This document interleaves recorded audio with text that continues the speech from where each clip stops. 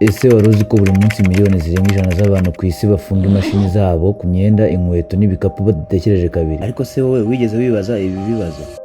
Ninde wayihimbye? Yayikoze ate? Kuki byatwaye imyaka myinshi kugira ngo ibe nk'iyo dukoresha muri iyi minsi? Uyu munsi tugiye kwinjira mu mateka y'igikoresho gito ariko gifite inkuru kurusha uko ubitekereza. Ibaze ko kugira ngo zipe ibeho cyangwa se icyo mwakwita nk'imashini byatwaye imyaka irenga 60 kugira ngo kibe igikoresho cyizewe.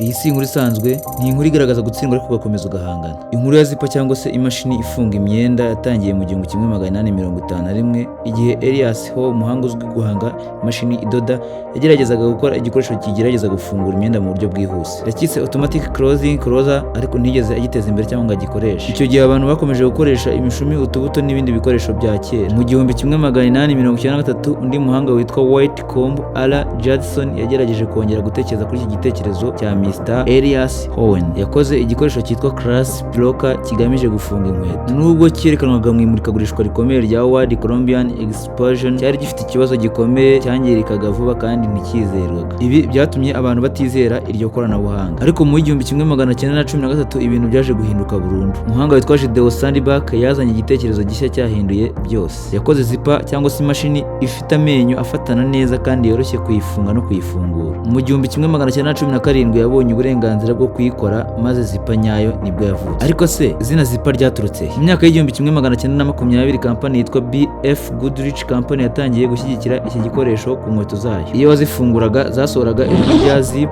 niho izina zipa ryavuye. Kuva icyo gihe zipa yatangiye gukoreshwa hose, mu myenda, mu masakoshi, mu nkweto ndetse no mu bikoresho by'ikoranabuhanga. Mu gihe cy'intambara ya kabiri zipa yakoreshejwe cyane mu myenda ya gisirikare kubera ko yari yoroshye, yihuta kandi yizewe. Uyu munsi zipa cyangwa imashini iraboneka mu bwoko bwinshi. Hari meta zipa, plastic zipa ndetse na invisible zipa ikoreshwa mu myenda myiza. Zipa ni urugero rwiza rw'uko igitekerezo cyoroshye gishobora guhindura isi. Niba hari umenye iki kiganiro kikunguye, kanda subscribe, like, share and comment ndetse thank you for watch.